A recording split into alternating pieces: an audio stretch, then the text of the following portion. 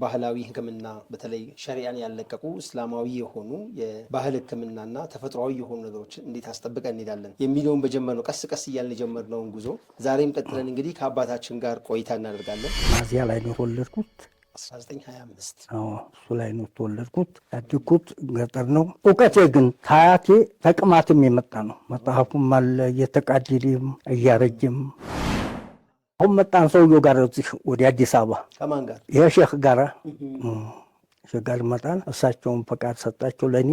ጥቁር አንበሳ እንግዲህ የገባሁት ጤና ጥበቃ ገባን። አመለከት ልጅ ነህ አሉኝ። አዎ በጣም ኦፕሬሽን አድርጋለሁ እንጂ ጤነሽ ነቀርሳ ሳይቀደድ ይሰራል።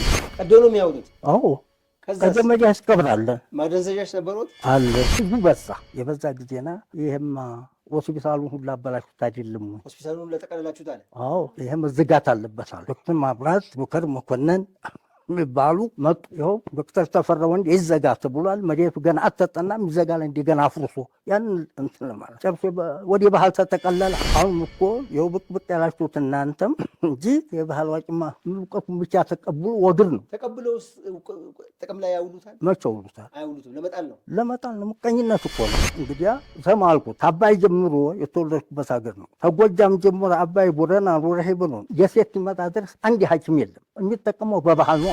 የባህል መድኃኒት 180 ብለሃል። አሁን ደግሞ አልተመረመረ ማመረመረው ወደ እንስሳ ይመርመር አለ አንድ ዶክተር። ተንስሳማ ሰው ላይ አልፈናል እኛ። እናንተ ናችሁ እኛማ እኛ ከእንስሳ አልፈን ሰው ላይ ነው ያለው። እንደ የማን መድኃኒት የሚመረምሩ ወዴታች አንድ በዚህ ላይ እንግዲህ እንዲህ አለ። እውቀት የላችሁ ስማ ቅድም ተሳስተሃል ዶክተር አህመድ የነጭ ዲሞርኪ አንድ ብለሃል።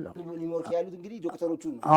ሁለተኛ ሰውጭ ነው የላቸውማ። አንድ ነገር እቺ መላጭ እንኳችን አይሰሩ ኢትዮጵያ ዶክተር መፍጫ አለኝ መመዘኛ አለ። ይሄ መድኃኒት እያለ አሁን ይሄን ያህል ግብር ክፈላሉ። ብቻውን ሆኖ ሙሉ ሆስፒታል ነበሩ ማለት ነው። በጣም ብዙ ሰው አለኝ እነ መሐመድ ከማል እነ ሾሴን አባዲጋ እነ ቄስ መረት አሉኝ።